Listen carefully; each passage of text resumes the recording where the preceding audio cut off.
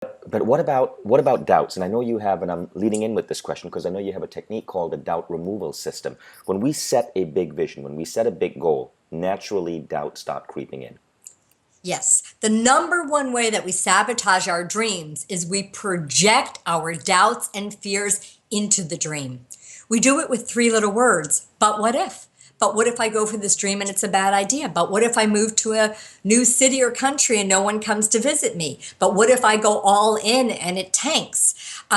If you're front loading your worst nightmares into your dream, then every time you move toward the dream, you're also moving toward your worst doubts and worst fears. So we need to separate out the dream. What is it you want? Put everything into the dream that you want, and your doubts, fears, and reality.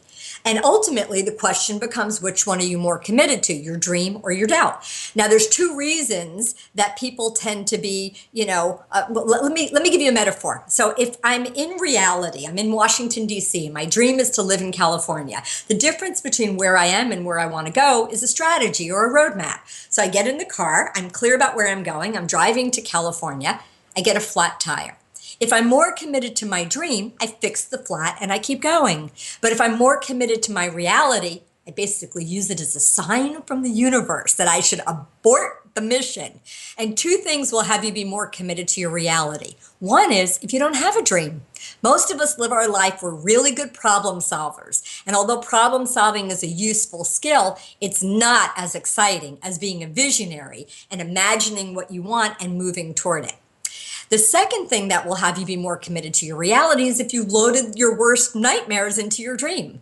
But what if, and I can't, what if this happens? And then every time you're moving toward your dream, you're also moving toward your worst fears. So you have to separate those things out. And what I would say is this, that if you have not dealt with your own doubt and you meet another doubter on the road, their doubt will magnify yours.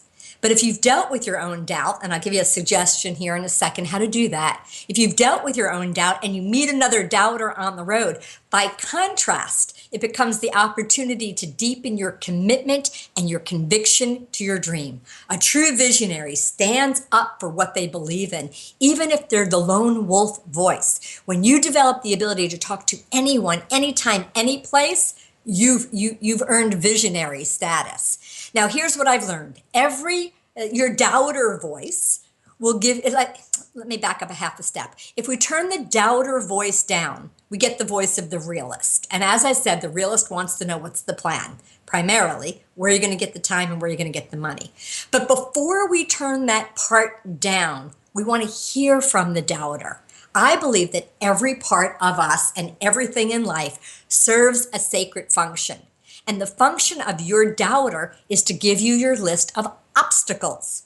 And every obstacle basically comes in one or both of these flavors. Either it is an internal job, something you believe, you teach about this as well, something that you believe about yourself, your dream, the world, and then it's a limiting belief, or it's an external obstacle, something that requires a strategy or a plan or resources. And when people see that, wait a minute, the thing that's stopping me from pursuing my heart's desire, my big dream or vision, is some little belief that I don't even necessarily believe anymore, it's a game changer. So you could, create a little sacred space, light a candle if you want to, decide you're going to take 10 minutes to hear from your doubter. Let it give you a bullet list of all the obstacles, all of its fears, all of its concerns, all of its issues, and don't talk it out of its point of view. If you ignore the doubter, it either gets so loud that that's all you'll hear, or it will get so soft that it will unconsciously sabotage your dreams. So get your list of obstacles and then stop. Look at every obstacle on there. Is it a B as a belief? Is it an S for strategy? Is it a BS? A belief and a strategy. And then sometimes under strategies, we need something called personal practices because we need to develop skills or change a behavior. But basically, when you really get to see that, wait a minute, I'm sabotaging my dream by imagining the worst. Number two, I'm going to hear from my doubter, get my list of obstacles. Some of these are internal beliefs, so I need to work on my mindset or my heart set. Some of them are external strategies that I need to talk to people and get some help on. And also, we need to take dreams and break them down into projects, because big dreams or long-term dreams die when you just plop them on the to-do list. And I'll add this as a closing piece. Not on this topic. Nothing activates the voice of the doubter faster or more than saying you're going to do something and not doing it. You get a creative idea. The doubter says, well, let's just see how often this person actually does what they say they're going to do. Because many of us, we have an intention. We say we want one thing and we do another. Or even worse, we say we want something and we do nothing. So true visionaries have learned to live in alignment with intention and integrity, so that when they get a creative idea, all these different parts, the protector that protects the wounded child, the doubter voice, the dreamer, the visionary, the realist, everybody gets on board because you are trustworthy to yourself. And that's a really important big conversation, maybe for another talk. Oh, well said. Well said. It reminds me of something Harv Eker said in his book, Secrets of a Millionaire Mind. He says, we must take on the belief, my word is law. Oh, Which is the idea that if love I that. say I'm going to do something to myself, you're only promising this to yourself, it is law. You will make it happen.